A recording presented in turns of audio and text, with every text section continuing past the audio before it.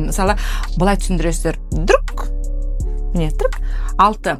6 10-ға толмай тұрма, оның аты бірлік. Егер түрк бұл 10 ба, бұның аты ондық.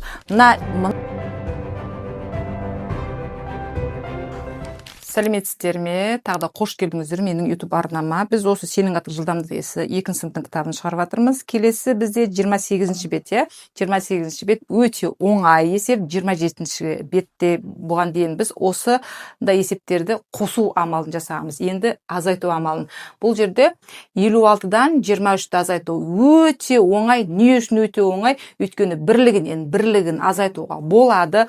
Ондығын азайтуға болады. Балаға әрқашан бірлік дегеніміз не, ондық дегеніміз не айта беріңіздер, Мынауны 5, деп 5-тен 2-ні аламыз деп айтқызуға болмайды. 6-тан 3-ті аламыз деп айтуға болады, ол өйткені бірлік. Ондық бірлік дегенді өткенде түсіндірдім бе, бүгін қазір тағы да түсіндіріп беремін. Мысалы, былай түсіндіресіздер. Дүрк. Міне, түрк. 6. 6 10-ға толмай тұрма, оның аты бірлік. Егер түрк бұл 10 ба, бұның аты ондық.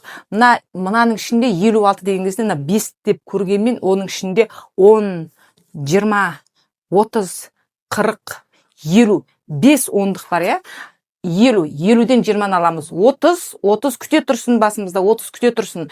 6-тан 3-ті алған кезде 3. Значит, неше? 33. Мынаны ойша солай қоса берсін. Ал мектепте былай ұзын қылдып жаздыртады ше. Былай жазса бала кәдімгі шатасып қалады ше. Былай жаздыртады. 50, азайту, 20, қосылған, 6, азайту, 3 тең деп.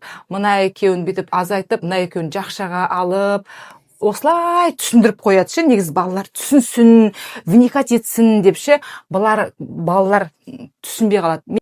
Мектепте былай түсіндіріп қойды. Негіз бұған қарағанда жеңіл жолын. Ондықтан ондықты азайт, бірліктен бірлікті азайт деп үйрете салған жақсы да. 50-ден 20-ны азайтсаң, 30 күте тұрсын. 6-дан 3-ті азайтқан кезде 3 тең болады 33 деп. Былай шығарсаңыздар да 50-ден 20 алғанда 30, 6-тан 3-ті азайтқанда 3, 33. Бұны енді таратып түсіндіріп берсең, осылай әрине. Бірақ оған үстіп, жазып, шығар десе, бала шатасып кетеді.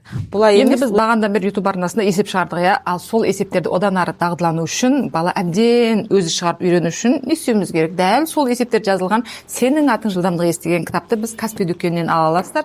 Әр сыныпқа арналған, 1-ші сыныпқа арналған, 2-ші сыныпқа арналған, 3-ші, 4-ші сыныпқа арналған кітаптар. Одан бері бізде көбейту жаттайық деген кітабымыз бар.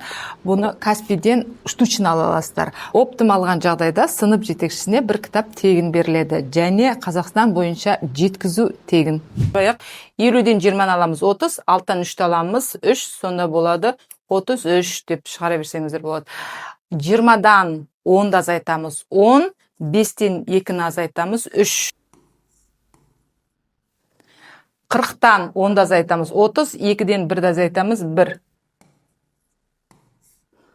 30-дан 20-ны азайтамыз 10, 5-тен 2-ні азайтамыз 3. 13. Сонымен біздің 28-ші беттің сабағы аяқталды. Келесі кездескенше сау болыңыздар. Тіркеліңіздер, астына комментарий жазыңыздар.